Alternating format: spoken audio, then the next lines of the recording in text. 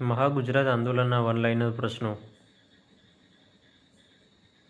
મહાગુજરાત આંદોલન વખતે વિદ્યાર્થીઓ ઠાકોરભાઈ દેસાઈને ક્યારે મળ્યા હતા?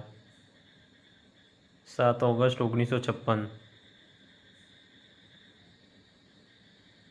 ઠાકોરભાઈ દેસાઈના જવાબથી ખુશ ન વિદ્યાર્થીઓએ ક્યારે હડતાલનું એલાન કર્યું હતું? 8 ઓગસ્ટ 1956. 8 ઓગસ્ટના રોજ વિદ્યાર્થીઓએ સંઘી સરઘસ કયા વિસ્તારમાંથી નીકળ્યું હતું? હેરિસ બ્રિજ વિસ્તારમાંથી. સરઘસમાં ગોળીબાર થતાં કેટલા વિદ્યાર્થીઓ શહીદ અને ઘાયલ થયા હતા? 5 શહીદ અને 105 વિદ્યાર્થીઓ ઘાયલ થયા હતા.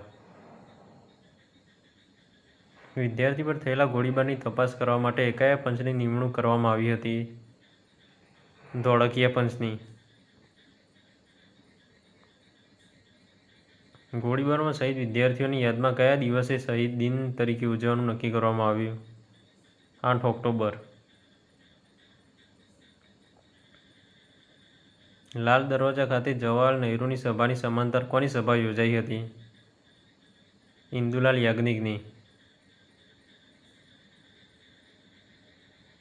મહાગુજરાત આંદોલન વખતે જનતા કર્ફ્યુ ક્યારે લાદવામાં આવ્યું હતું?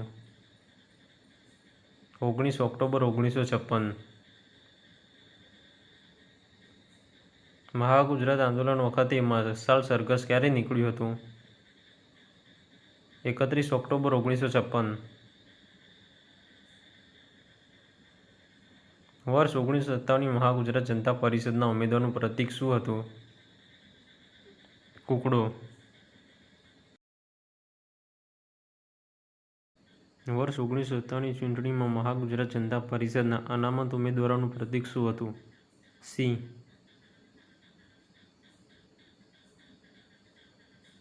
વર્ષ 1957ની ચૂંટણીમાં ઇન્દુલાલ યાજ્ઞિક કોંગ્રેસના કયા નેતા સામે જીત્યા હતા? દિનકર મહેતા. અમદાવાદમાં ખાંભી સત્યાગ્રહ કેટલા દિવસ સુધી ચાલ્યો હતો? 226 દિવસ. ડાંગના ગાંધી તરીકે કોણ ઓળખાય છે? ગેલુભાઈ નાયક.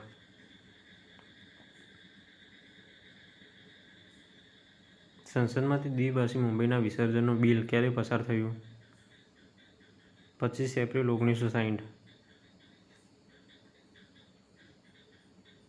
મહાગુજરાત જનતા પરિષદનું છેલ્લું અધિવેશન ક્યારે મળ્યું હતું? 20 માર્ચ 1960.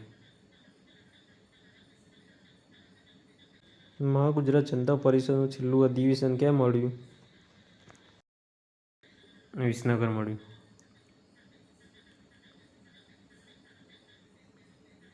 ગુજરાત રાજ્યની સ્થાપના ક્યારે થઈ? 1 મે 1960. ગુજરાત રાજ્યનું ઉદ્ઘાટન કોના હસ્તે થયું? રવિશંકર મહારાજ. ગુજરાત રાજ્યના પ્રથમ રાજ્યપાલ કોણ હતા? મહેદી નવાઝ જંગ. ગુજરાત રાજ્યના પ્રથમ મુખ્યમંત્રી કોણ હતા? ડૉક્ટર જીવરાજ મહેતા.